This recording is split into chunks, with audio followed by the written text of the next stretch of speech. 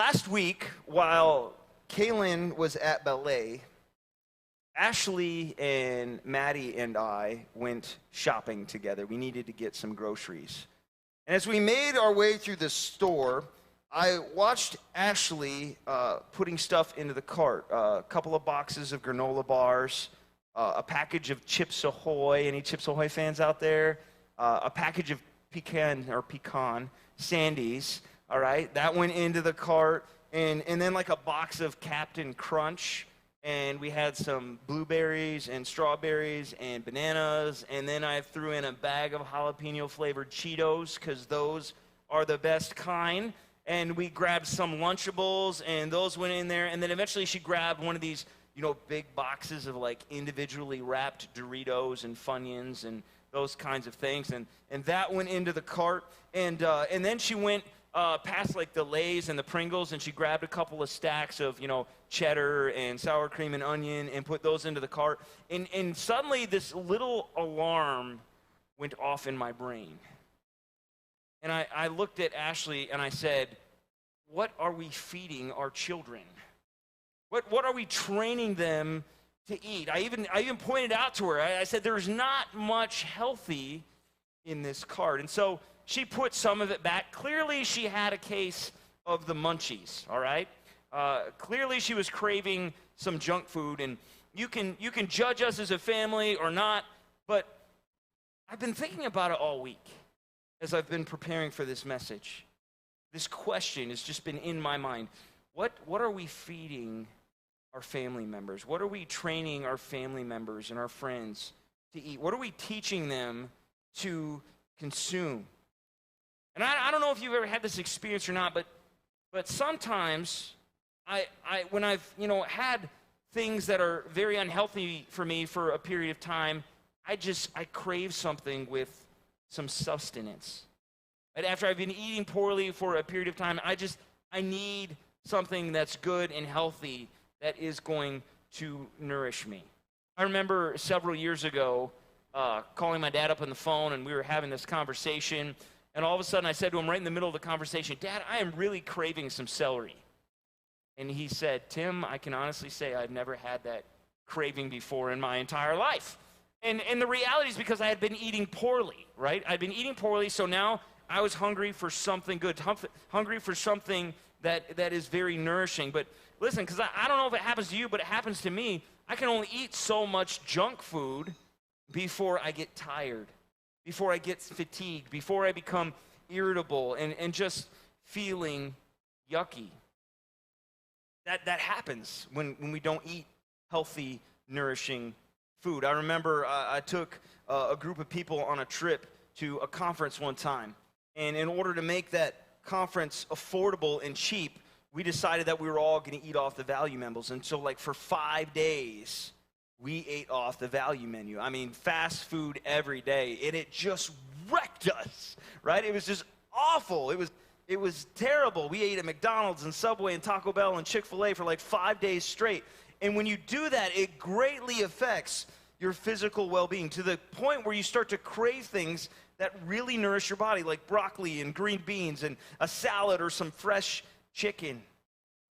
And my friends, the point I'm trying to make here really is as much as we can fill our stomachs with things that are empty and not necessarily good for us, as much as we can fill our stomachs with junk food, and as much as that makes us feel yucky, sometimes we can also fill our lives with things that classify as junk food, like influences from the culture around us and society that affect our overall physical, spiritual, emotional, and mental well-being.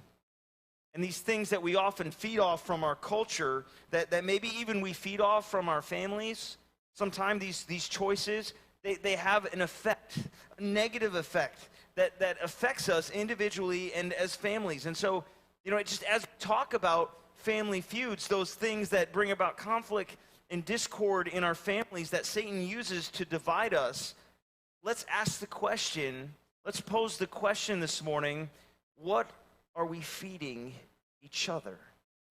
What are we feeding or teaching the people around us to consume, to find satisfaction, to find nourishment in? What are we feeding each other?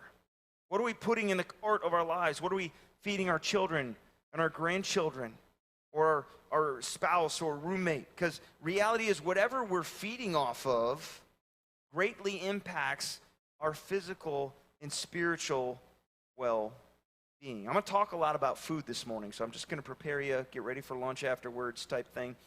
This is a truth we see conveyed well in the book of Isaiah, chapter 55. You can turn there if you have your Bibles. We're going to put it up on the screen as well. But just to give you a little background here, as Isaiah writes, he discusses the people of God's judgment, the judgment of Israel that's going to be brought about because they're not feeding off God. They're not finding their sustenance. They're not finding their being and their reason for in Him. This is going to be judgment for filling their lives up with junk, with the value menus of the society and culture around them, the quick and the easy. He allows the Assyrians to come in and invade as a form of judgment, and then eventually the Babylonians. And he does this because they've abandoned him. They're not seeking him anymore. They don't want him central to their lives. They don't want him feeding their lives anymore.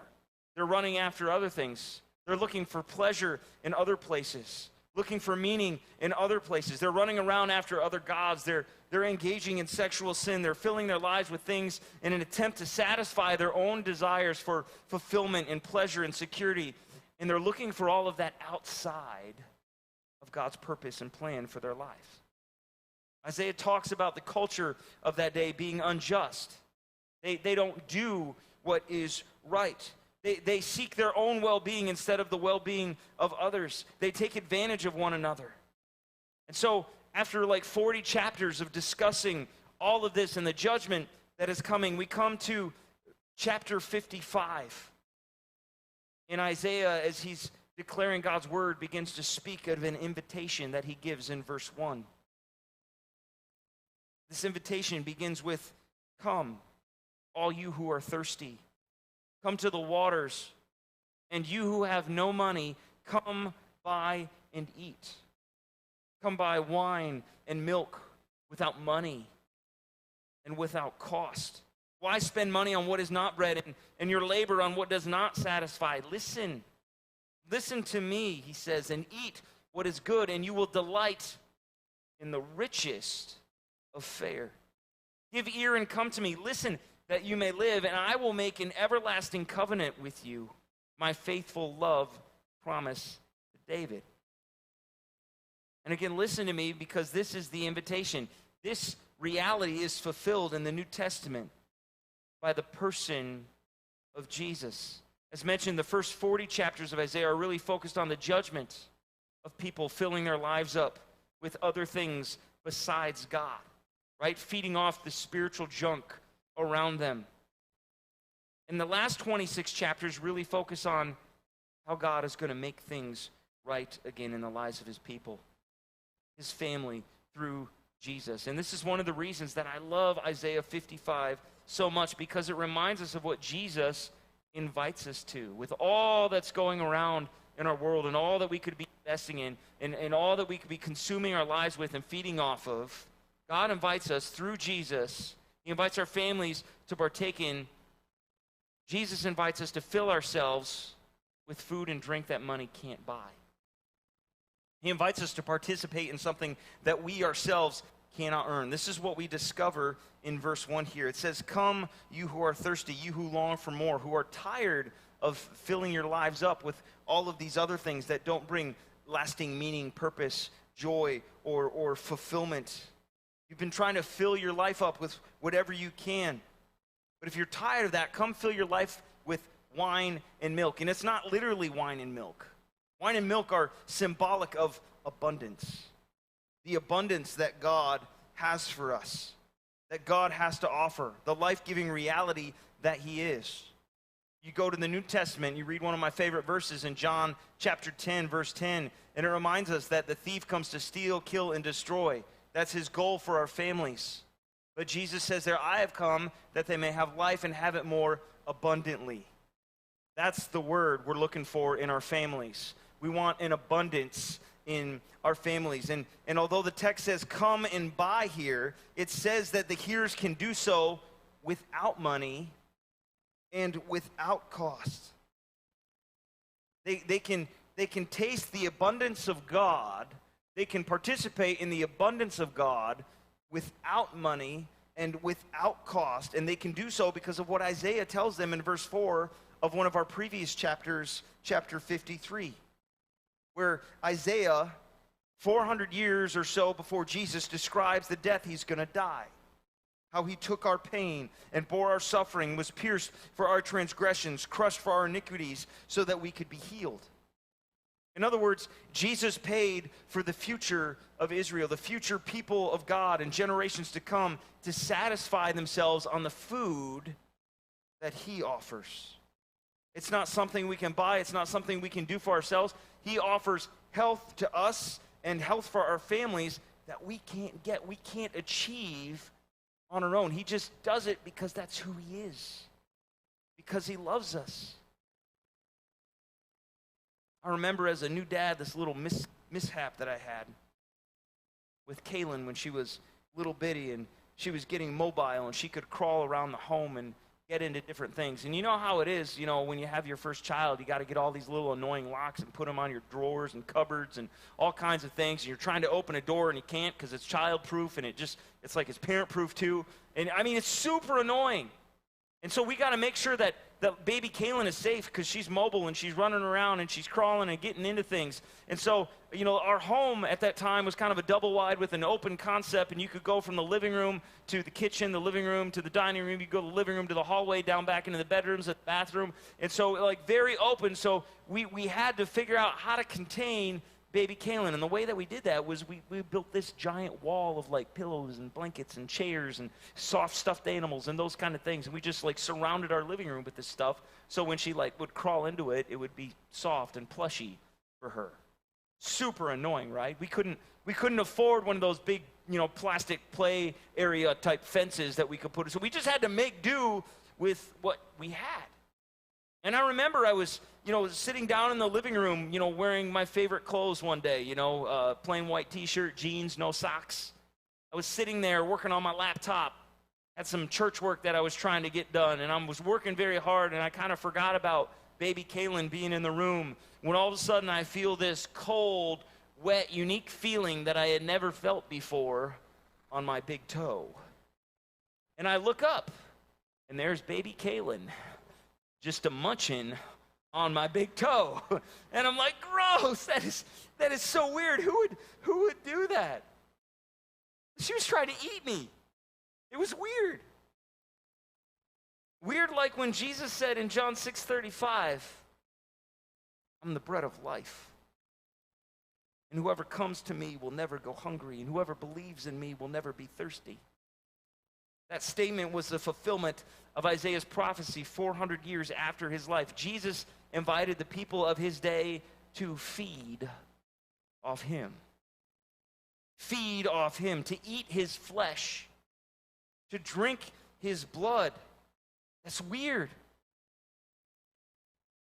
But it was a foretelling of a sacrament that we practice, and we're going to practice next week, called communion, called the Lord's Supper, an outward expression of our dependence on Christ and his sacrifice as predicted in Isaiah 53.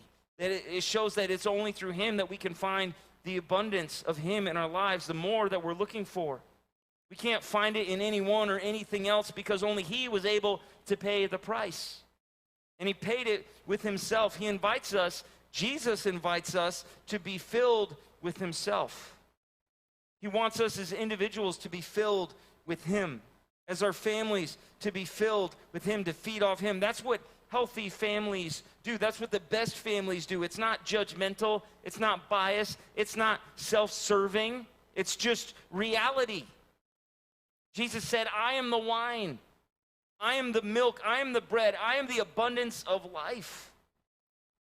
Do we not want that for our families? Do we not want that for our community, for our children, for our grandchildren, for our nieces, our nephews, our parents, our brothers and sisters? Even our neighbors? I mean, are we hungry for the more that Jesus is offering us? Because that's the key to a healthy family. That's it. Right there. Jesus. It sounds simple. It is. That's the key to a healthy family. Jesus, the presence of Jesus in our lives, feeding off of him by consuming his word, immersing ourselves in the gospel, allowing it to consume our minds, chasing after it with all of our hearts. That's what the scriptures say. You will seek me and find me when you seek me with all of your heart, allowing his word to fill our minds, living it out for others to see. Is your life filled with him this morning? Is your family filled with him? If not, a great next step, a very simple step to say is, Jesus, I want you to fill my life. And I want you to fill my family's life. And I'm so serious about this, friends, that I want to take a moment right now to give us an opportunity to declare that and say that, whether you're sitting here in the congregation today or you're joining us online. Would you pray with me? God, we're taking this moment right in the middle of the message. Even though it might be a little bit weird, we're taking this moment right now to declare, God, we need you. We need you. We're hungry for you, for more of you. And maybe we haven't said that in a long time. Maybe we've never said it. But Jesus, as you're stirring in this place, as you're stirring in our hearts, give us the courage to declare how much we need you. I'm tired of feeding off the things of this world. They're empty and shallow, and they don't last. So here today, right now, from this moment forward, I'm filling my life with you. I'm choosing to feed off you. Would you come into my life? Give me what I need to live the abundance of life, to experience the abundance that you promise in your word, that Isaiah talks about, because I'm tired of being thirsty. I'm tired of being hungry. And only you can nourish my soul. I invite you to pray something similar to God right now. God, we need you. And if you don't pray that for somebody else, pray it for a family that you know that needs Jesus in their life. Pray it for a family member that needs Jesus in their life, and say, God, help them to be hungry for more of you. Use my life to show them what abundance looks like. Thank you, Jesus. Thank you. Listen, if you prayed something similar to that, and if that's your desire, and maybe you haven't said it in a while, maybe you need some help, or maybe you just want someone to celebrate with, come find me after the service. I would love to celebrate with you. I'd love to pray for you. I'd love to help resource you so you can continue feeding off Jesus in your life and get you connected. And that's a great verse to understand that Jesus has done for us what we cannot do for ourselves. But I want to move on to verse 2 of chapter 55, because we see something else about healthy individuals and healthy families that Isaiah alludes to, that he prophesies about. And it's where he says, why spend money on what is not bread and labor on what does not satisfy? Listen, he says, listen to me. That's repeated twice. You go to Bible college, they'll teach you when things are repeated in the Bible, they're important. Listen to me, and eat what is good, and you will delight in the richest of fare. How many of you, when you like to eat, you just want to go to the worst place that you can find and find a mediocre meal? Anybody? No, we want what's going to satisfy. We want some good food. Again, we go back to that question, what are we feeding our families? What are we feeding our children? What are we feeding each other? Is it the richest of fare that the prophet talks about here? Are we feeding off the best? Because we understand here that Jesus invites us to spend our resources and energy on what truly satisfies. Food that truly satisfies. And there is so much effort often put into the things of this life that are only temporary. We consume our lives with things, or consume things in our society and in our culture that don't last, that don't satisfy long term, that leave us empty and wanting. Y'all familiar with the term empty calories? Y'all get your fair share of empty calories. Absolutely. That's kind of what Jesus is getting at here. According to an online article that I was looking at this week, empty calories are described as those that come from foods with added sugars, solid fats, and processed oils. Junk food, right? Like Matt's going to go get with that gift card that I just gave him, right? Junk food. Yeah, we like junk food. Right? This last weekend, when Ashley was gone, we had stuffed crust pizza. Yeah, buddy. Was that good? We went to, well, I took them out, and I was like, Maddie, where do you want to go? And Kaylin, where do you want to go? And Maddie said, I want to go to McDonald's. And Kaylin said, I want to go to Chick-fil-A. And I said, let's go to both, baby. And so we went to McDonald's, and Maddie got her meal, and then we went to Chick-fil-A, and Kaylin and I got our meals. But we like junk food. And sometimes, because we feel bad, we try to dress it up. So it's not as bad. You know, when you go to the store and buy those cake mix boxes for $1 or $2, and you make a cake, and then you try to, make it healthy. So you cover it in a bowl of milk, because that's the only proper way to eat cake. That's the best way that it tastes. Listen, you can hide it. You can cover it up you want, but it's still empty calories. It's still junk food. Other foods like this include cookies and biscuits. And get this, granola bars. Right? I thought granola bars were healthy. I'm almost 40 now, and my whole life I've been lied to. I think granola bars are healthy, but they're not. Meats like bacon, sorry guys, hot dogs, sausage, all this good stuff, pizza, Big Macs, Whoppers, even alcohol. We consume these things because they fill us up, and they may satisfy us momentarily, but they're not going to meet our body's needs because they're empty calories. And empty calories don't contain the necessary vitamins and minerals and proteins and essential fatty acids and fibers. How many of y'all are feeling convicted? My hand's up. Yes, they make you full, but they don't nourish the body. In fact, when consuming empty calories, they actually hurt the body. And in a similar way, when we chase after and spend our resources on things that don't truly satisfy, things that don't meet our spiritual need like Jesus can, it hurts our families. If the priority is not feeding on Jesus, or he's really only one of the priorities amongst a host of others, it hurts our families because we're missing out on the nourishment, we're missing out on the goodness, we're missing out on what really brings satisfaction and health and well-being to our souls. The abundance of Jesus, the abundance of joy, the abundance of peace, the abundance of love, and a whole lot more. You can go to the Gospel of John chapter 4, read a very interesting story about Jesus as he's baptizing people, and his disciples are with him, and he's ministering to folks. And then he goes to this well, and he sits down because he's tired. And his disciples head off into town to go get some food, to go get some nourishment. And while he's sitting there at the well and he's tired, this woman comes along. And he asks her for a drink because he's thirsty. And suddenly this conversation begins to ensue, and suddenly she realizes that it's not Jesus who needs the drink, but it's really her. It's really her who needs to be satisfied. It's really her who needs the nourishment and the abundance that Jesus has. And she leaves and she goes back to her home, and she starts telling people about Jesus and all that Jesus can offer and all that Jesus has to satisfy. Meanwhile, the disciples come back, and Jesus is sitting there. He's been ministering all day. He's tired. And in his tiredness, he's been ministering to this woman. And they come on and they're like, "Here, Jesus, eat this food." And what does Jesus say? How does he respond? This will give us some insight. He says, "Guys, my food is to do the will of him who sent me and to finish his work." Jesus defined food that truly satisfies as doing the will of God the Father. You follow me?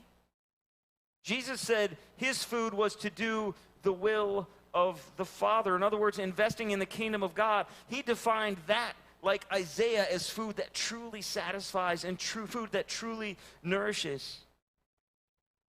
That's why the prophet asks, why do we spend our time and energy on what doesn't satisfy? Why do we chase after the temporary things of this world when they only leave us empty and wanting?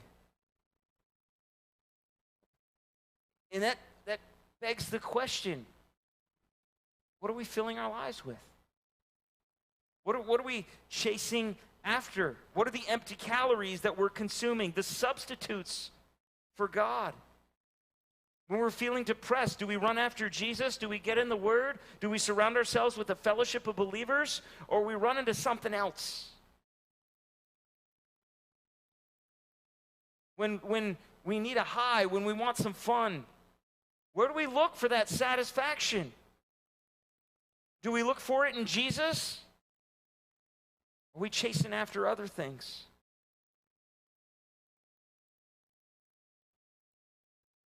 We're trying to advance His kingdom.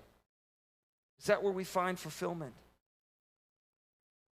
What keeps us from feeding on Him? What keeps our families and children and grandchildren, or maybe even our parents, from experiencing the abundance that He has to offer? Are we too busy and focused on worldly desires and pursuits that only satisfy for a moment?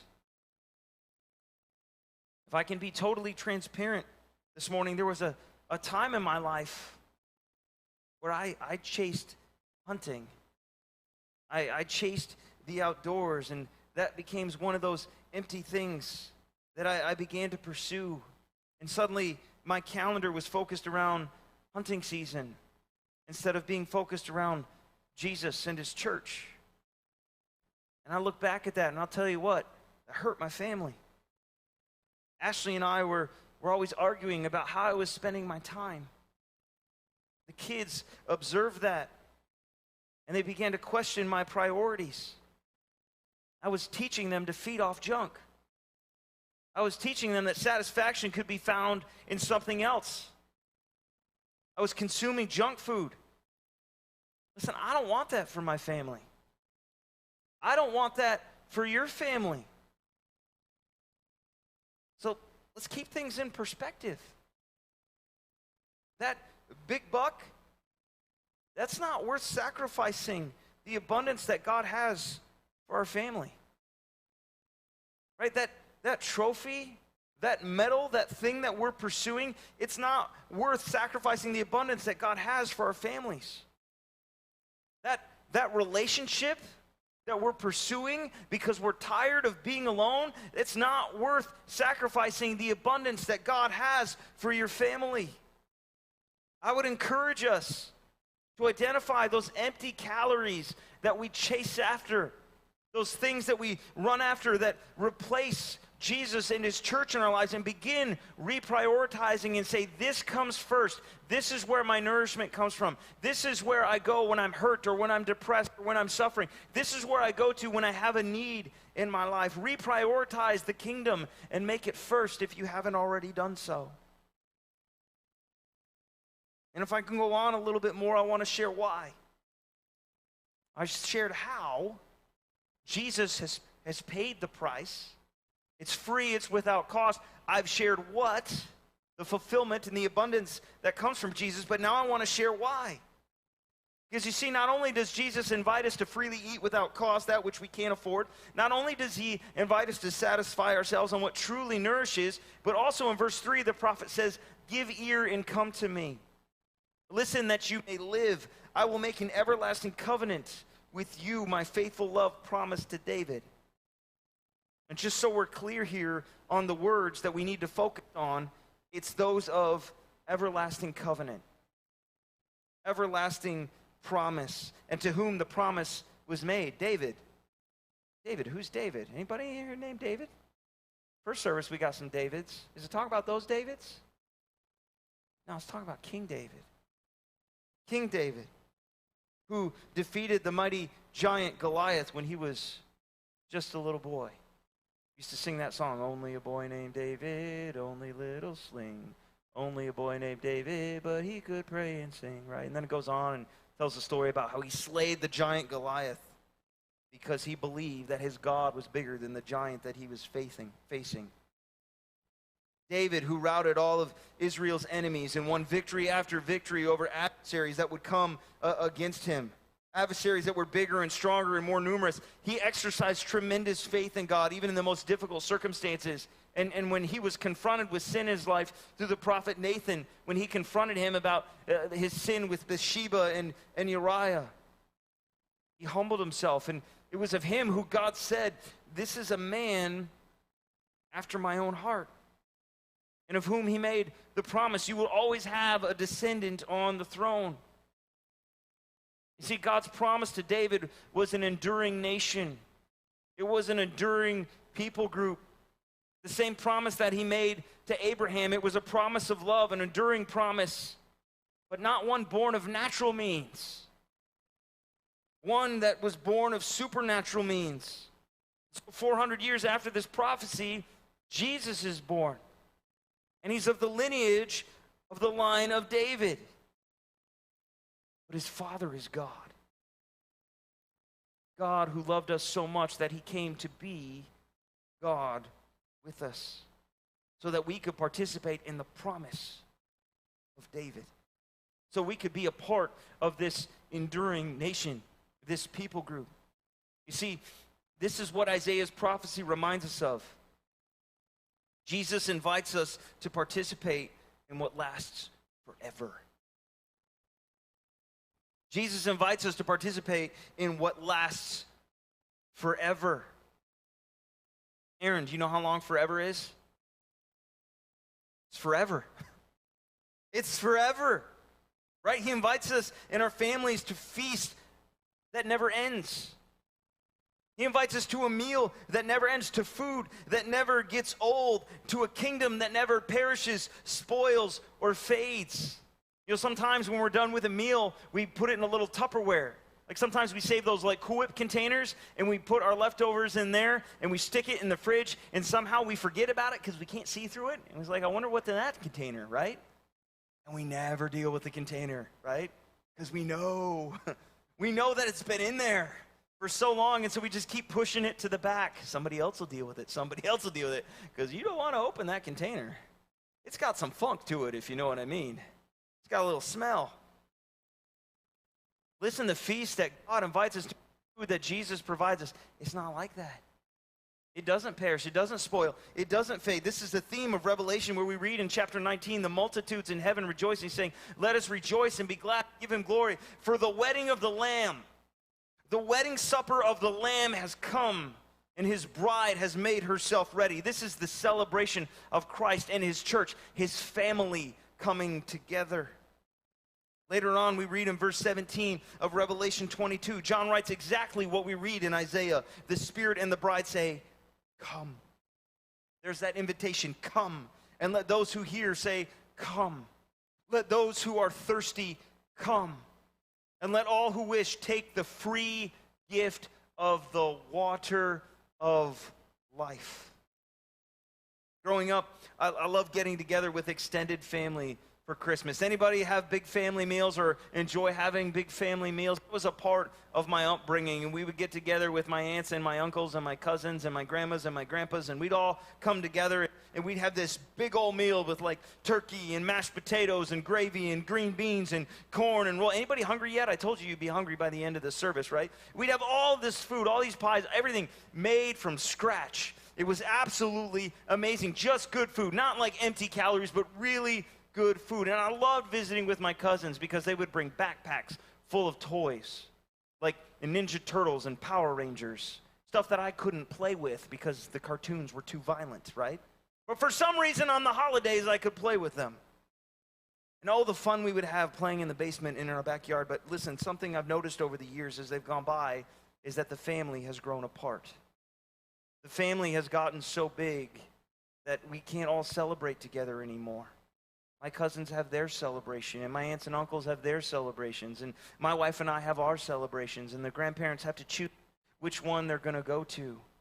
And then some have passed on, some have died, and so they're not present anymore, and there's a hole, there's a gap, there's a longing there for what once was. And what happens is the family has grown apart. And as the family has grown apart, the meals have become more work. So we don't have the big fancy meals with all the stuffing and the gravy and the turkey. Now Now it's because we're going to stop here and we're going to have this light coffee and dessert with these empty calories. And we're going to bring some little weenies, you know, in the barbecue sauce. And suddenly the meal isn't as nourishing as it once was, and the family's growing apart. And if I'm honest, there's a sadness there. There's a longing for what once was. Maybe you've experienced that. Maybe you've experienced that in your own family. Maybe you've never had that experience of a family get-together with that type of meal. And if you've never experienced that, or if you're longing for it because it's gone, if that's the case, I want to share something very important with each of us. And that is that there is a feast that Jesus invites us to, and it's going to last forever. Forever. Linda, how long is forever? It's forever. That's right, it's going to last forever. God says through the prophet here in verse 3 that he wants us to live. He wants us to live forever with him. It's an everlasting covenant, an everlasting promise. He wants our families to live forever with him in this abundance. Do we get it? Do we understand what is available to us? Do we understand the invitation that's been given? We're invited to this meal, this feast with Jesus that's going to last forever, where the family doesn't grow apart and the food doesn't get old and shoved in Tupperware jars in the back of the fridge. It's not bad calories or empty calories or junk food, but it just gets better and better and better. And here's my favorite part. We don't have to wait to start eating. We don't have to wait to start feeding off of Jesus. The scripture says in Psalm 34, verse 8, get this, it says, taste and see that the Lord is good. That's not a future thing. That's a right now thing. God gives us himself now. We don't have to wait. Our families don't have to wait. We can start now. And that's really the challenge that we receive from the word this morning. Don't wait to consume the things of God. Don't wait to feed on what he offers. Dive in now. Excuse me. Get started now. Help your family feed off him now. We start first by taking ownership of our lives and ourselves, falling in line with God's plan. We start first by setting that tone, getting into the word on a daily basis, not waiting for Sundays to roll around to get fed. Can you imagine if you only ate once a week? That'd be rough. No, Jesus invites us to eat every day, to feed on his word every day, to get into the word every day. Another thing that we can do is get a part of a group of people that are going to feed on him together. I like eating by myself, but I love it when others come and eat with me. And then I get more than just what I made. I get what they made too. It's great. Or maybe that looks like joining a ministry team and using the gifts God has given you to serve him, to do the will of the Father. That's what Jesus said his food was, right?